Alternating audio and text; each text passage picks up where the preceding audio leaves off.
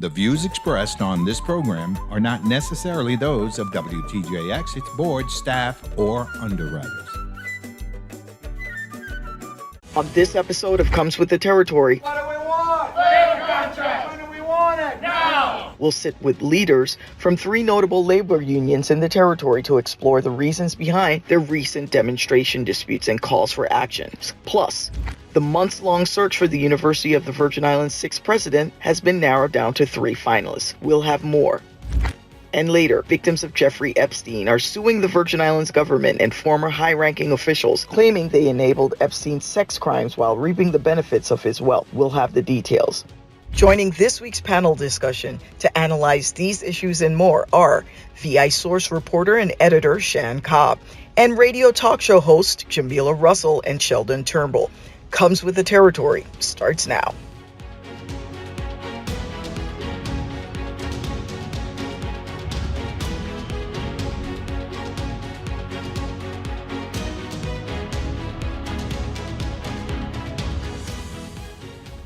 Welcome to Comes with the Territory. I'm Lesley Comissiong. We begin with a closer look at the challenges confronting labor unions that represent the majority of the territory's workforce.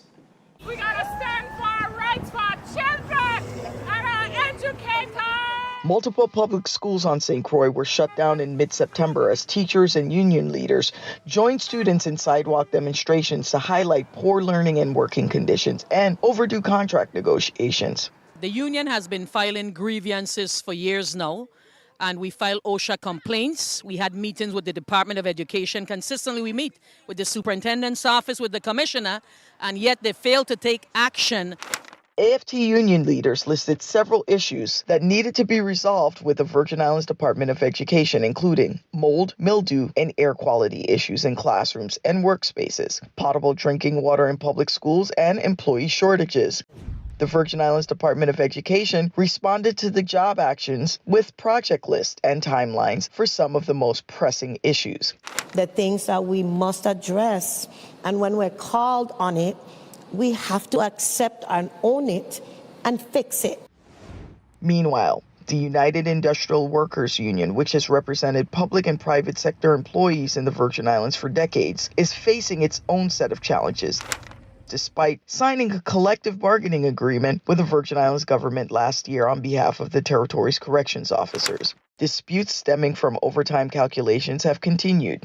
The matter has made its way to the courts with lawsuits and counter-lawsuits. The union's legal representative recently petitioned the court to compel the government to engage in discussions, citing months of unsuccessful attempts to address the ongoing issues. Union! Power! Union! Power! Union! Power! Another notable union, the United Steelworkers, rallied outside Government House and both legislatures in September to demand contract negotiations. What do we want? Labor contract. When do we want it? Now. Union representatives appeared before the Senate in November. Our members simply want the security that a collective bargaining agreement brings. They desire the ability to plan and to know that their contract is for 3 years. They will know what their wages and benefits will be for that time frame. The Office of Collective Bargaining was not at the meeting. In a letter declining the Senate's invitation, Chief Negotiator Josh Springett wrote, "I am very disappointed that they have not contacted me to have these discussions. Instead, they have opted to disregard the CBA and risk divulging confidential information about their members in one of the most public forums." I'm now joined on set by Jacqueline Dickinson, Vice President of the United Industrial Workers Seafarers International Union. Welcome to the show. And joining our featured discussion virtually, let's welcome Rosa Soto-Thomas, President of the St. Croix Federation of Teachers, AFT Local 1826. And in our St. Croix studio is Gerard Jerry Jackson, staff representative of the United Steelworkers. It's good to have you both with us remotely. But let's start with you, Ms. Dickinson. Our viewers may not necessarily be familiar with your union and the different, industries you represent. So present us with an overview of your union, the sectors that you represent in the territory as well. Certainly. Our union represents approximately 1,500 employees in the territory, with roughly a ratio of 10 to 1, public employees to private employees. We represent non-supervisory employees in the executive agencies, departments of education, health, human services, assistant attorney generals, DOJ. We also would represent sports park and recreation, Department of Labor, DPNR, BOC, support staff, VITEMA, and Veterans Affairs. Wow, that's a lot of employees and departments. That's not all. Wow. We also represent post-certified peace officers and first responders at the Bureau of Correction, both the corrections and YRC, Youth Rehabilitation Centers. Yes. And also at the Port Authority, we would represent the law enforcement officers and firefighters, also the EMTs at the VI EMS. We also would represent health professionals, the ER physicians. We'll get back to some of the other representatives, but I want to pose the same question to you, Mr. Jackson. Tell us a little bit about your union, the United Steelworkers, and the workforce you represent in the territory as well. Under the United Steelworkers, we represent close to over 2,200 members within the territory.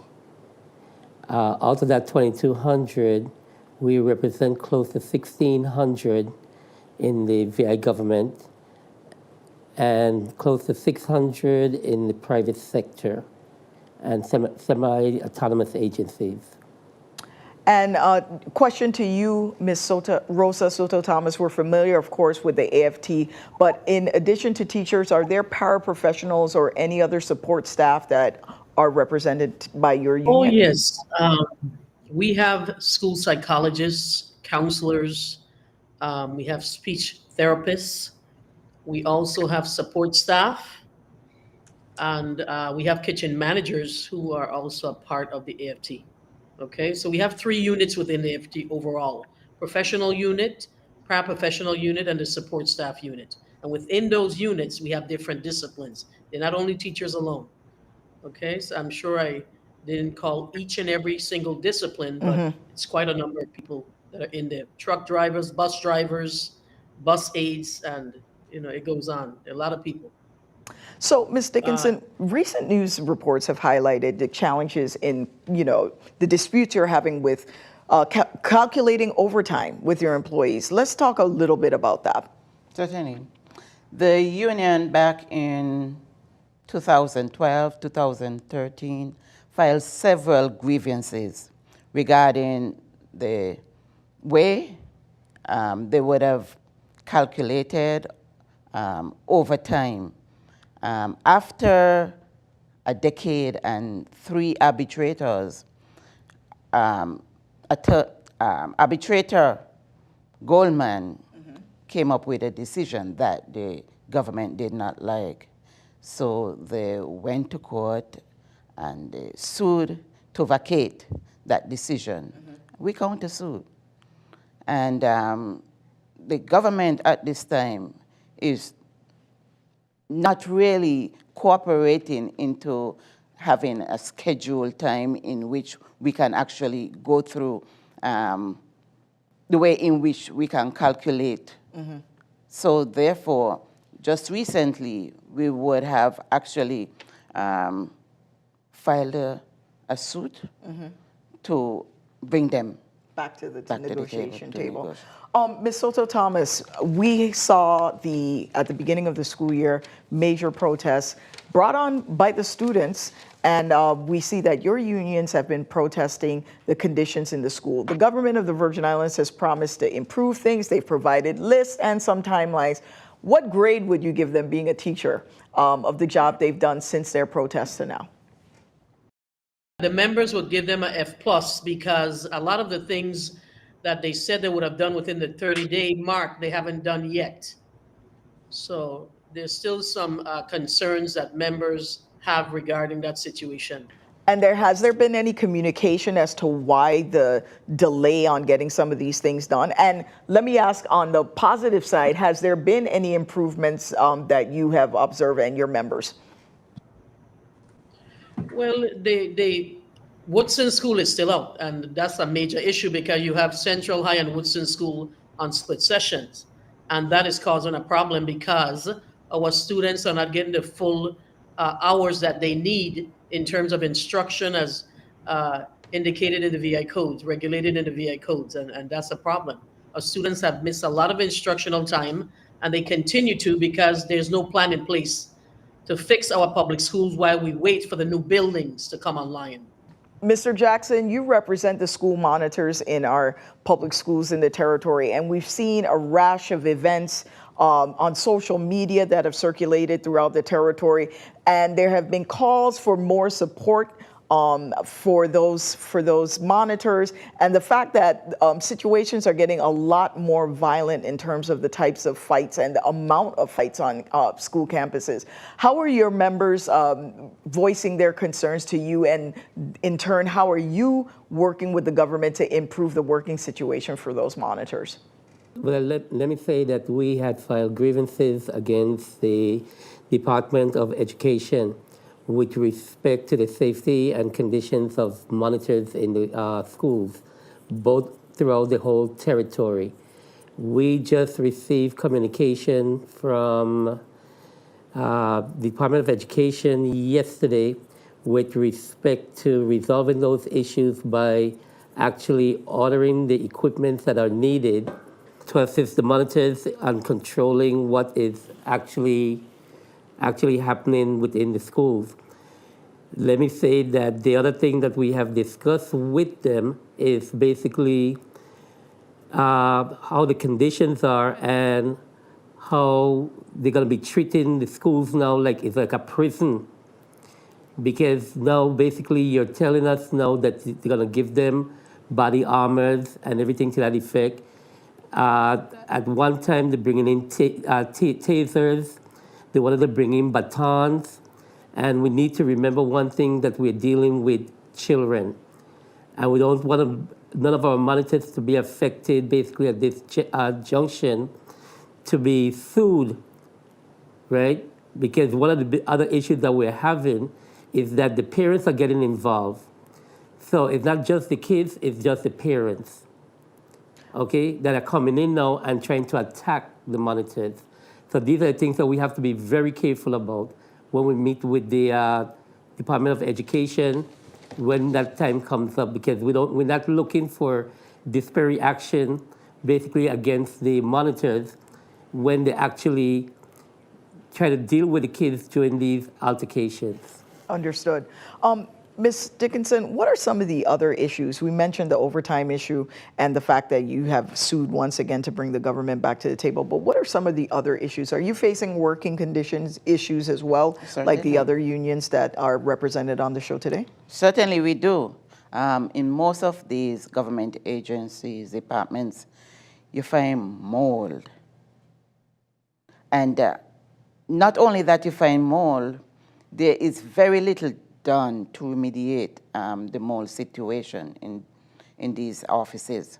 We also have wages problem. Cost of living, is through the roof. And it's taking a bit for us to get back to the table to negotiate. Also, we have workplace justice. Tell us a little when bit I about say that. that, I would mean that back in March of 2022, OCB would have had 2 attorneys. At that point, they became one attorney to actually deal with the union issues that would arise. And since then, it's just one attorney who is handling all these litigations, all these arbitrations. So we just been having some challenges, and there seems to be no end in sight right now. Understood. Ms. Soto Thomas, you have delayed wages with the AFT right now. Tell us, when did you negotiate your latest wage increase? I know that there were some wage increases that were negotiated a few years ago, but have they not been received? Have some been received? Where exactly are you with the government in terms of these delayed wage increases? Well, okay, right now, the union, we were at the table on Tuesday. We were set to proceed with negotiations Tuesday, Wednesday, and Thursday, but things went south. And when I say things went south, we had our language proposals and we spent a lot of time going over the language. Management was supposed to counter, and they still haven't done what they're supposed to do. They didn't do their homework. They came to the table. They weren't prepared to move forward. They weren't resolving the issues or even trying to counter and, come to some amicable agreement with some of the languages. So what the union decided to do was withdraw a lot of stuff. It was so hard for them to tackle, and the VIDE had a huge team, and they hold a lot of degrees, A lot of them have PhDs, they're doctors. So I don't know why it was such a challenge for them to work out simple language when it comes to educators, to teachers, paraprofessional, and support staff. It was a big challenge for them. So the union withdrew a lot of the proposal, thinking that, okay, the chief negotiator said, I wanted to start first with salary proposal. So we're like, okay, we have a few languages, let's begin with this, and then we'll get to the salary. Lo and behold, the department was not ready. OCB, the chief negotiator, Joss Springett, she's having a challenge in that role. I don't think she's a person for that role. I'm going to say she's not the person for that role. Well, I really think she doesn't have the experience. Just so you know, and in the issue of fairness and representing all sides, we will in the future have the Office of Collective Bargaining, and they also sent a note for this particular show stating that they wanted to stress they're currently in negotiations with the AFT, and their negotiations are private and confidential. Both sides have signed ground rules agreeing not to discuss in-depth details with the media of the negotiations. But we appreciate you, sharing with us what is taking place so we get a better sense of where things are. Mr. Jackson, coming back to you, you mentioned the fact that you're concerned about the schools being created, being sort of like prisons, having a prison type environment, and almost kind of like the militarization of school campuses. And this is an issue that quite frankly exists around the country with violence in schools, with the school shootings that are taking place. Tell us a little bit about the types of training that your members go through to prepare them to deal with what we see as an increase in school fights on campuses throughout the territory. Well, basically, I don't know how the training is developed. All I know is that they do go through the training once a year. And basically, at this point, we have spoken to the Department of Education, and I actually look at the school, Central High School in St. Croix, and I make sure I told them that every time I pass in the evening, those gates are always open. Those gates are not supposed to be open at any given time in the evening. You don't know who is climbing the fence. You don't know who is planting anything behind those gates. So people they're talking about having metal detectors and everything to that effect. They're not going to come with anything if you're planting it directly in the school. Has there been discussions with the Department of Education in terms of improving the school's infrastructure from a safety perspective as a start to, deter weapons being planted, like you mentioned? Yes, we have. And they assure us that they're going to keep those gates locked at all times in the evening when school is over.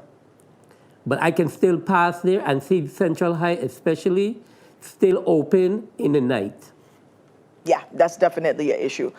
Ms. Dickinson, what are the top priorities for your union, starting right now at the moment? Then you mentioned getting back to negotiations on overtime calculations, but are there other issues that are priority for your union right now? The union's concerns really are not unique to the territory. We would want the government to actually do better in the workplace, where it would have environmental issues like the mold and the derelict facilities and everything else. You think that by basically them paying attention to the issues that, you know, they need to, doing their job, Correct. the union workers could certainly enjoy better working conditions, That et cetera. is correct. Getting back to you, Ms. Rosa Soto Thomas, we see that across the nation this year, there's been the, auto employee strikes, there's been an actor strike, writer strikes, unions all over the country almost seem to be, having issues, and certainly we here in the Virgin Islands does not seem to be a far departure from what we've observed.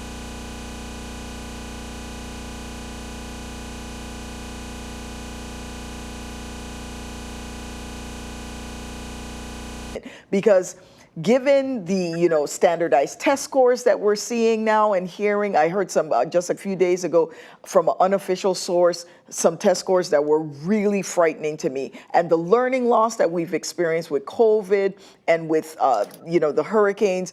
I don't think, especially in the education area, this is a area we can afford to falter.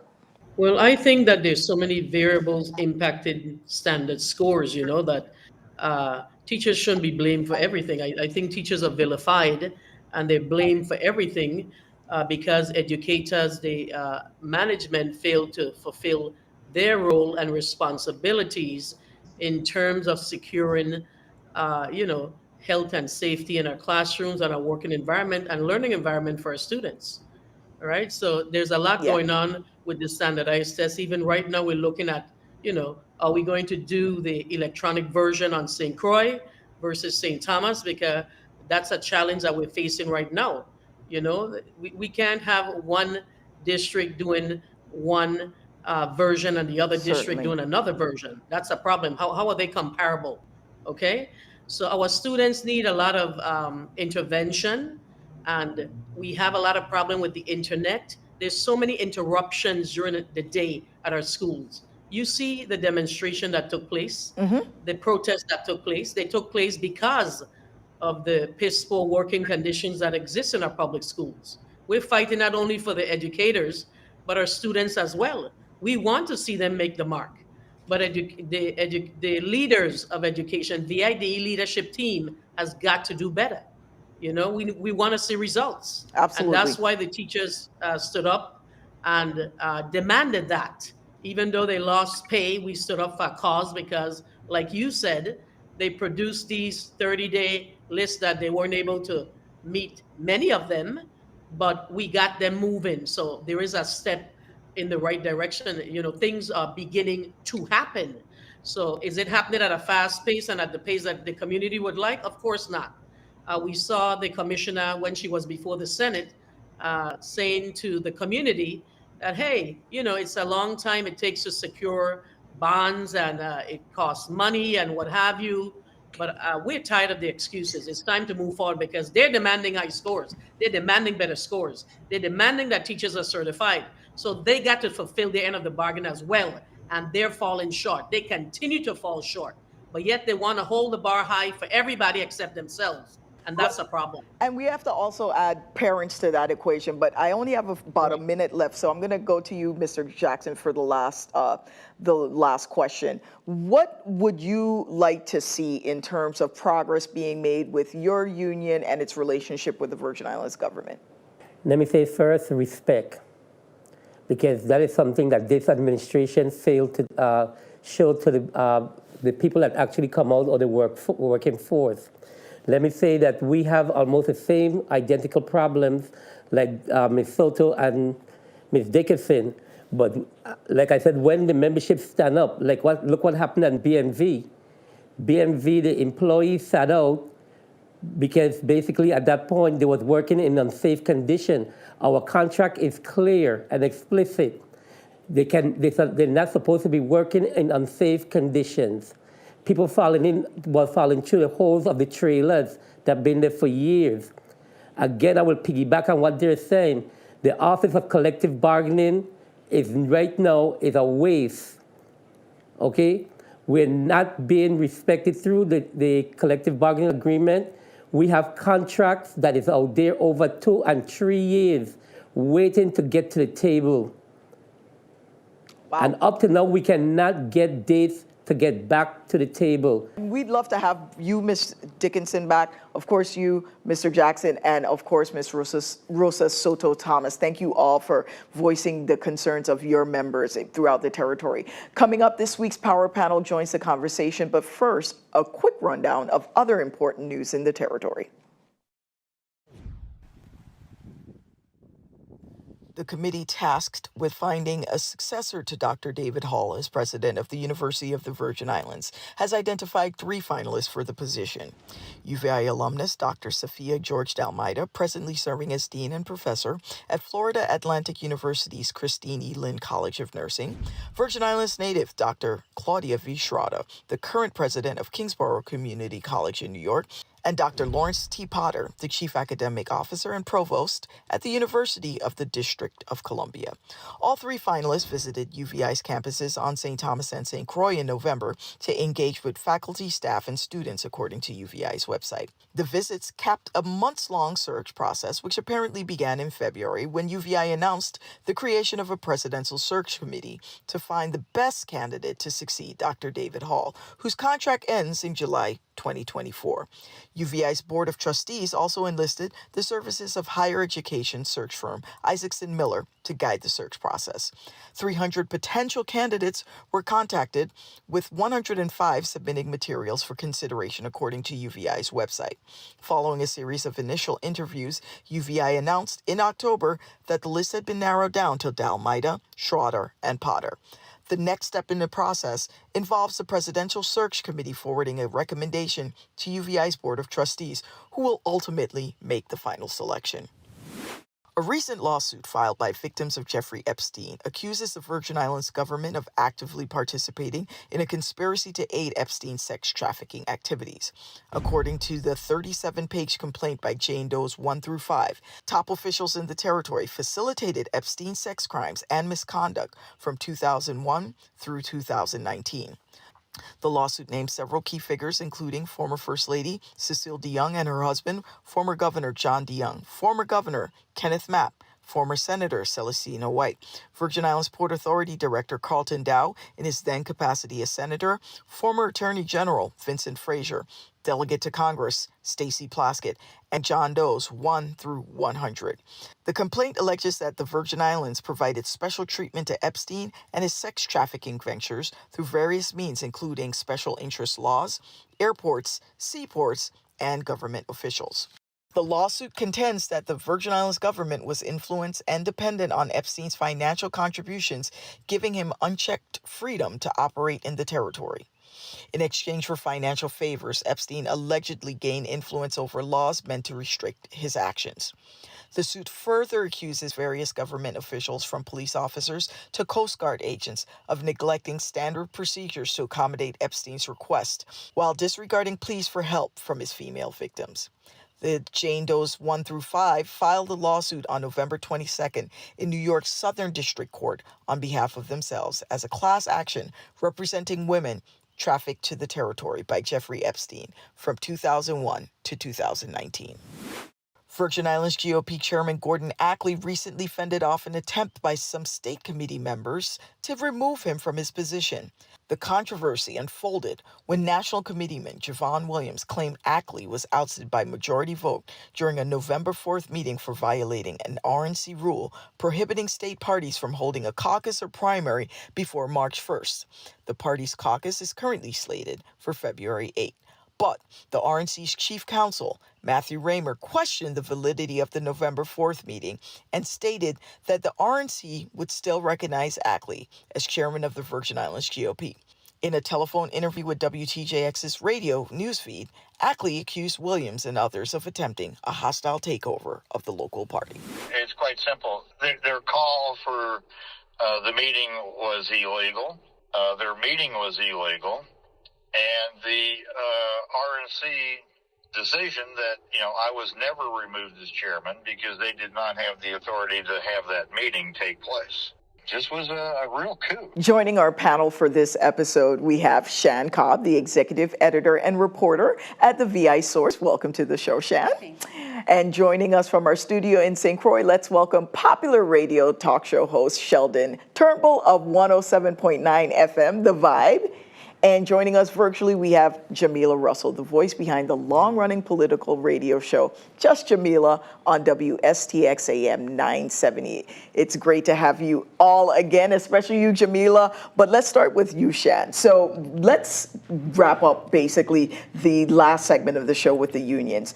The fact that all three of these unions are experiencing the same issues, basically, in three different sectors, some overlap there between the AFT and the steelworkers, yes, and that they represent so many employees, there seems to be some common themes in the discussion with their experience with the Virgin Islands government. What do you think about that?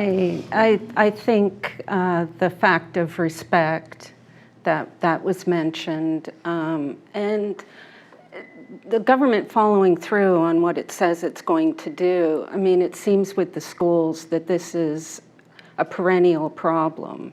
Every year you think, okay, you've had all summer to get facilities ready, and we come back and it's the same story over and over again.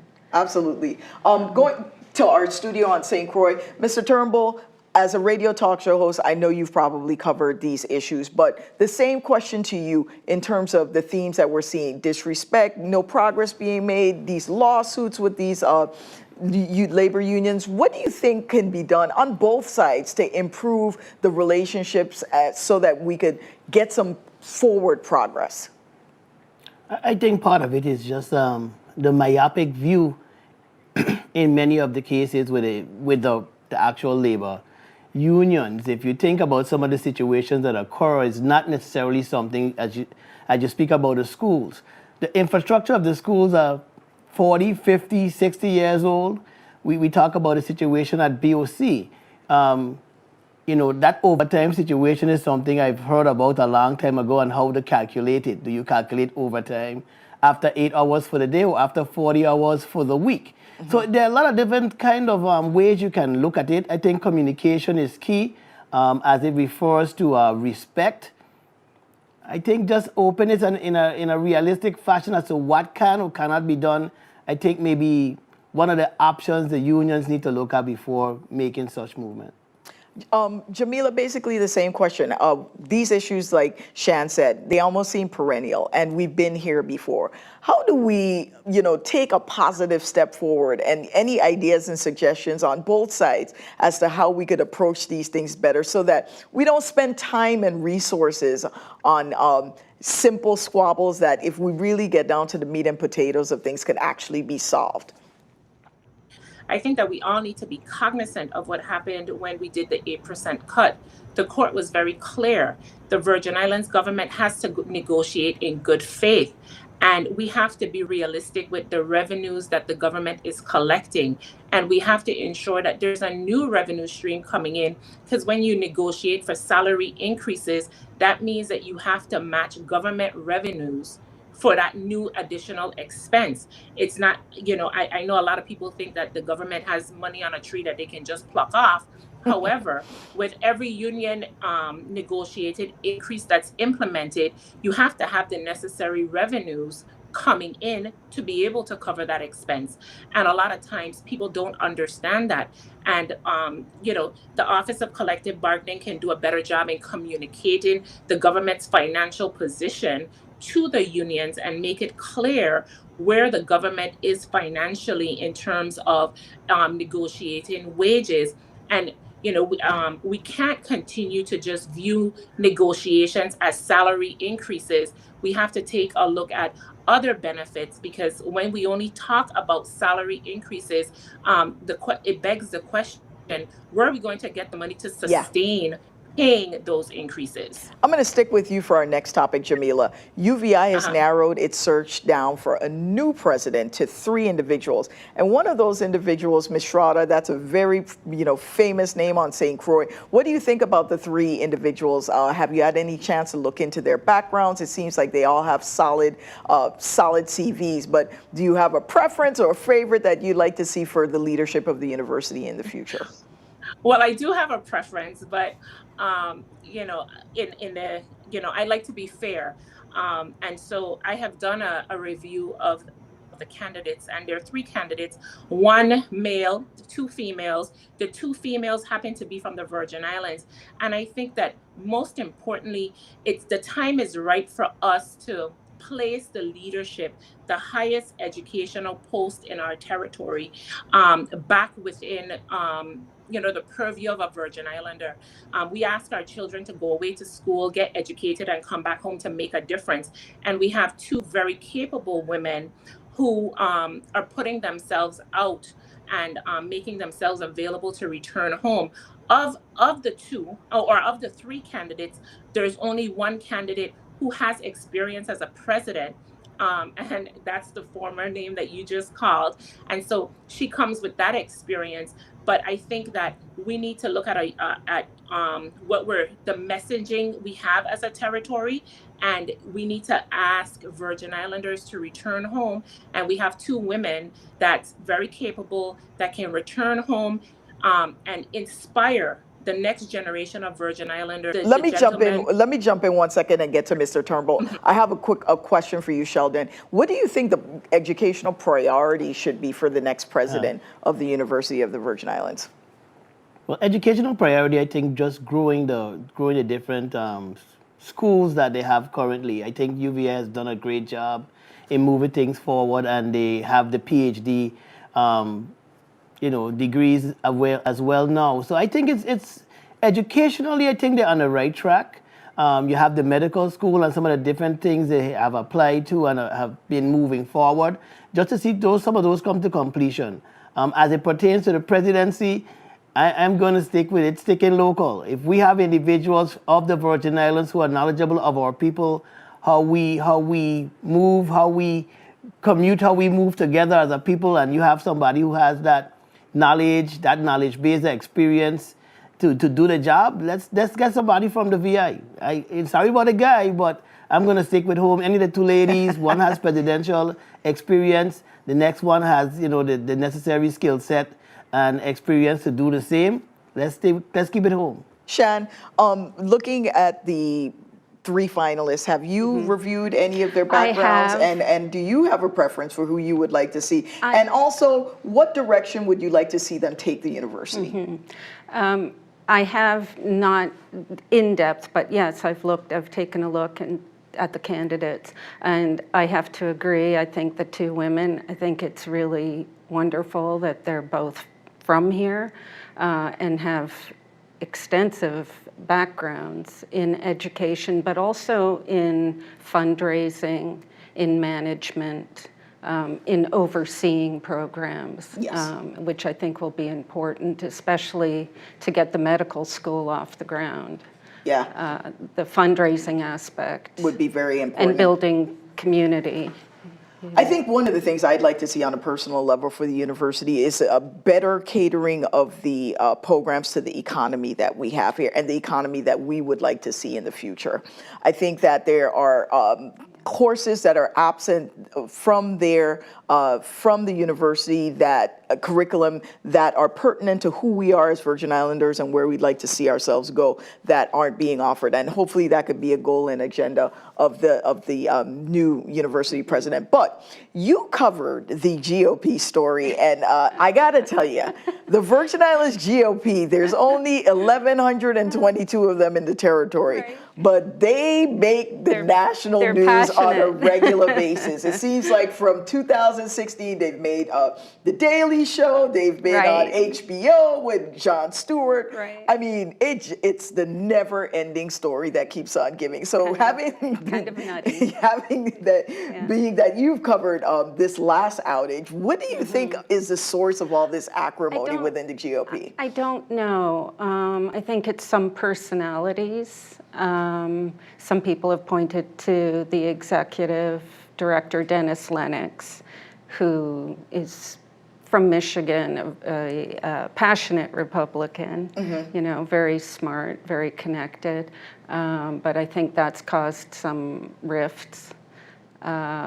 Locally? Yes. But what about, yes. But doesn't this reflect what we're seeing on the national level, right. however? And I with was the going to party? say that. I do think it's a microcosm of the splits that we're seeing in the national Republican Party. It almost makes you wonder if it's time for them to split their party. Sure. You know, there's just such a right-wing faction. Maybe it's time for them to branch off. Yeah. Jamila, same question. I know you've probably paid very close attention to the power, you know, struggle that has basically been going on since 2016. And then we have this latest, it seems like every once in a while they just pop up and there's more issues. Right now, from a national perspective, it looks like the GOP is going to probably go with Donald Trump. I think the only candidate that might have a chance in becoming the nominee is Nikki Haley, and in recent days she's picked up some support from some key Republicans. But what do you think is the source of all this? Normally we're like the go along to get along gang down here, but the GOP has more fighting than any other political party in the Virgin Islands. What do you think that is? And that's because a lot of people who live stateside that may be Republicans, they recognize that the Virgin Islands allows them the platform to attend a national convention, wherein if they were in their home state, they would be competing against other Republicans, other better known Republicans.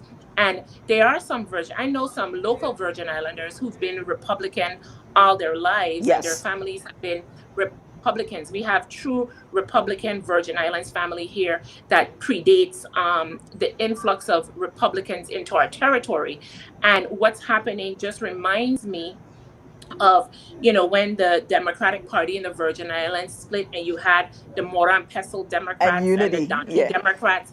And then a new party forms from that. Yeah. Except in this case, it's people who weren't necessarily born and raised in the Virgin Islands, but more so people who chose to call the Virgin Islands home. That's bringing the national issues here in the to the territory, wherein the Virgin Islands is we're very conservative people. And so there are a lot of people who affiliate with the Republican Party here locally that believe in the conservative values of the party, and they don't necessarily agree with the national platform that the Republican Party of late has taken. And so I think that's causing a lot of the infighting here, but it's for prestige, getting to that national floor, being able to have a voice.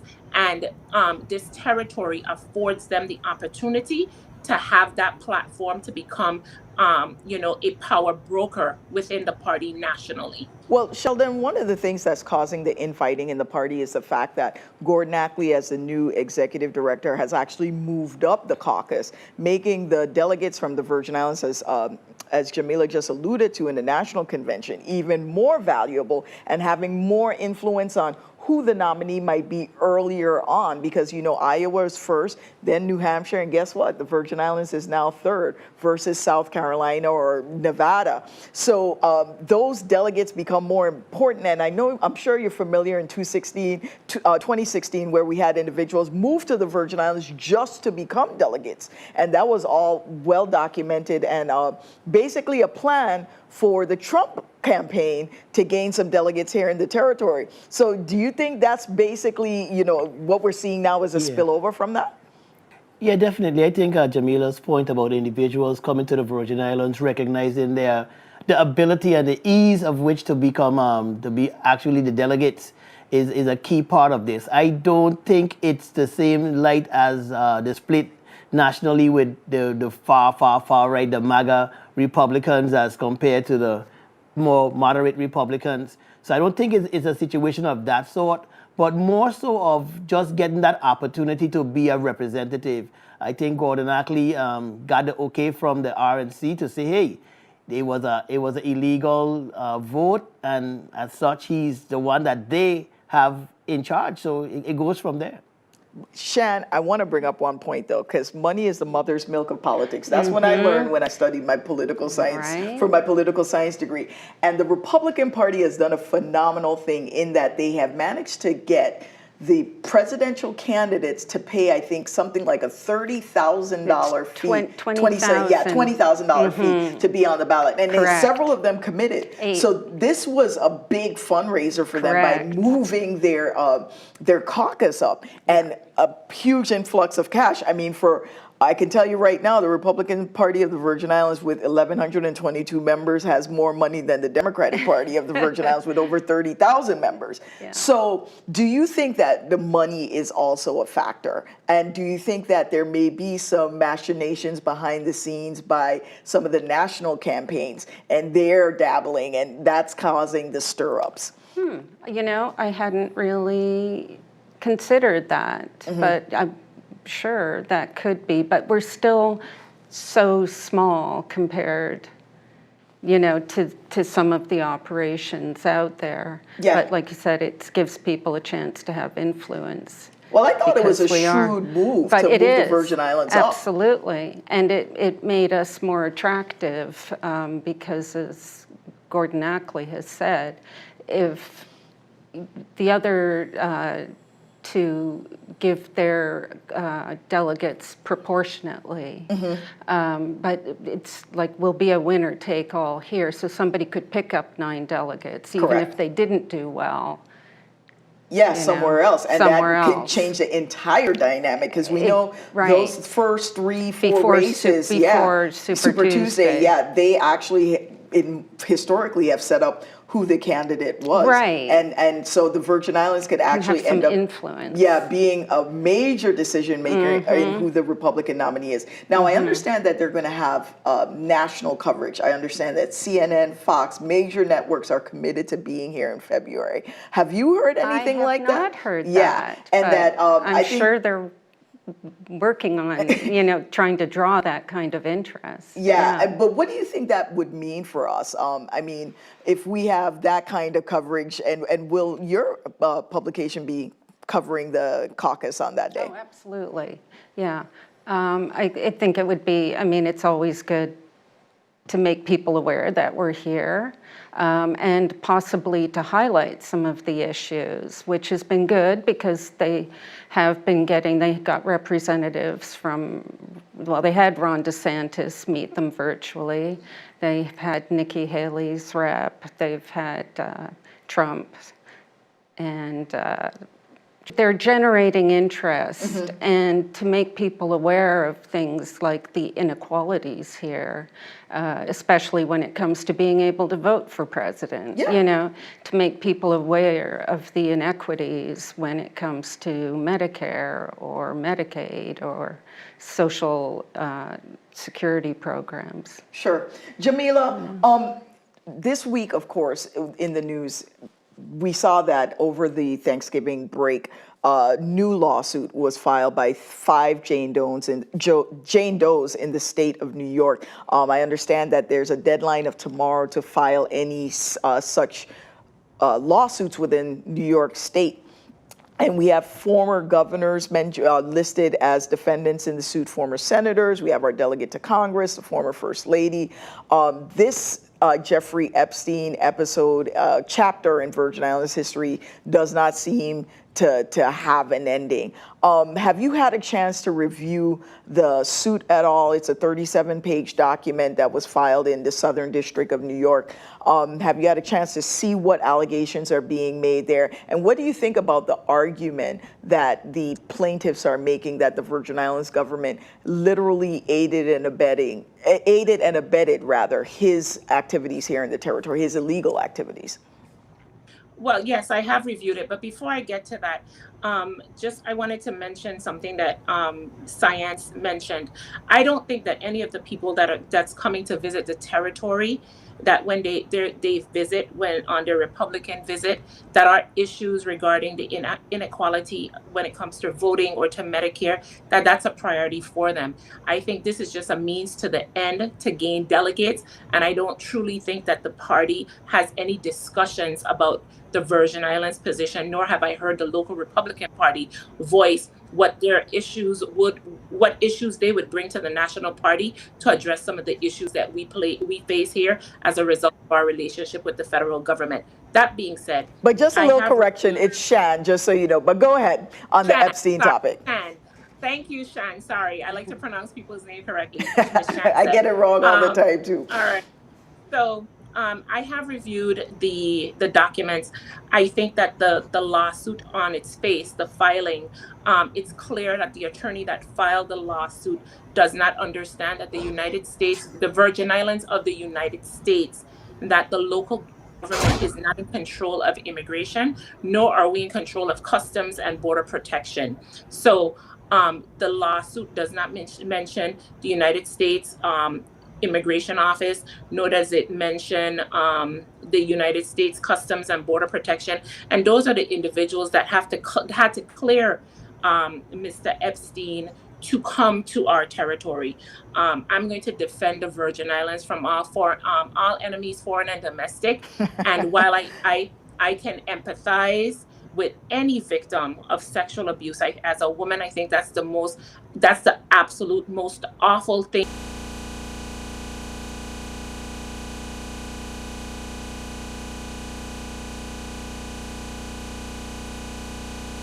Whether or not Mr. Epstein lobbied for laws, there are people who lobby for laws for their benefit every day. Whether or not he did that, if that's a crime, I don't think that in of itself is a crime, and nor do I think that the Virgin Islands government proper had any control of immigration or customs. And so I don't understand the claims that are being made in the lawsuit, because we just, everybody that travels to the territory knows you have to go through customs, and we don't issue our own passports, so or visas. So I'm at a loss as to the foundation that was laid, and I'm hoping that the Virgin Islands can come back with a very strong filing to make it clear that due to our status as a unincorporated territory of the United States, that the lawsuit is improper. Okay, so Sheldon, I'm going to come to you, but I'm going to first start with Shan here on set.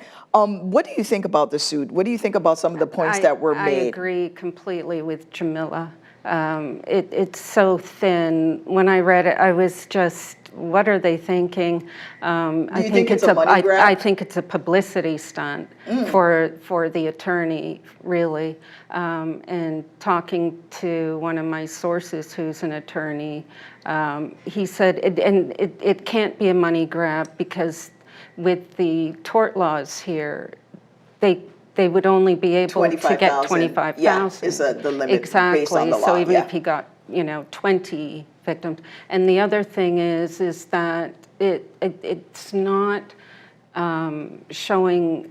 Why did they file it in New York versus here? Yeah, and so it could be that he's trying to generate some publicity to get more clients to add to the class. Yeah, that's an excellent angle. Mr. Turnbull, your take on the whole situation and what your fellow hosts, your fellow panelists have said on that lawsuit. I totally agree with them. I think it's a frivolous lawsuit. The tort laws here dictate what the max would be. I think it's just a reach, and I think part of it probably stems from that which was done from the VI's end, with the former Attorney General suing the bank, and that maybe gave somebody an idea they can try and do it the other way, but totally frivolous. The points made by Shanna Jamila, excellent, and nothing else to say on that. Well, one of the soapboxes that I've gotten on, because I think this new lawsuit has ginned up, and you being a talk show host here on St. Thomas, you know that folks have, they usually call up with their ire, and I think there's been a rehashing of emotions. But the one thing that I'm very frustrated about is the fact that there's protests going on, and people have decided to protest now, I guess, every Tuesday until they see some result as a result of this lawsuit.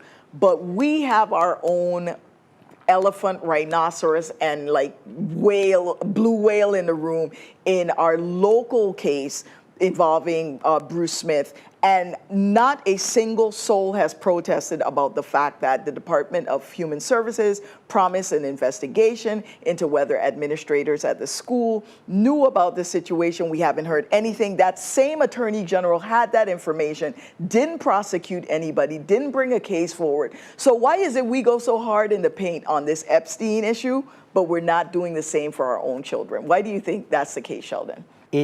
It's so funny. We had on the show in the morning just recently the same type of commentary where we blow up certain things and don't look at the things that are right here at home. And I guess sometimes it just sounds better, or it looks better, or you don't want to bring it upon yourself. But we make a big issue about this Epstein case. But like you said, those other cases here locally, we're relatively mum on. Correct. I feel you what you're saying, but it's a good question as to why we don't, check those as well. Jamila, same question to you. The issue is there's no national attention on it. There's no national attention on the Bruce Smith issue. We like to condemn our own publicly. Old people used to say, close your door and beat your child, or however that old saying was. But we don't do that anymore. There's a certain mentality in our territory that we like to cane, tar, and feather our own out publicly for everybody else to see. And because the Epstein case is getting national attention, they want their 15 minutes of fame. I tell people all the time, social media, having access to information at your fingertips almost immediately has made everybody an expert in everything, has made everybody an activist in every situation, and has given everybody a voice, which is fine if it's used to promote positivity and good in our community. But so many are using it to tear down and divide instead of build up our Virgin Islands. And like I said, I will defend the Virgin Islands from all enemies, foreign and domestic. And what they're doing doesn't help our territory. And if this case moves forward, I discussed this on my show, on my show. I'm just Jamila, but I discussed this on my show. Who's going to pay? If this frivolous lawsuit moves forward, it's the people of the territory that's going to lose.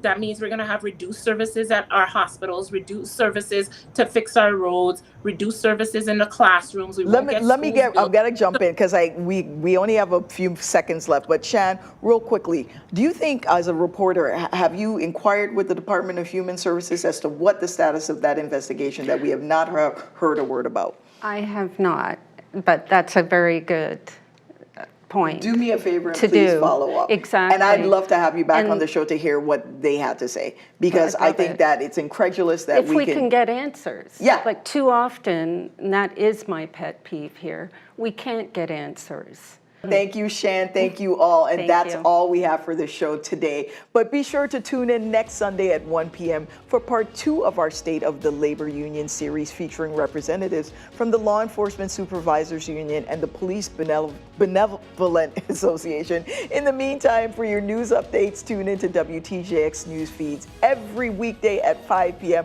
on 93.1 FM or by downloading the WTJX app. I'm Lesley Comissiong. For all of us here at WTJX Channel 12, have a great Sunday.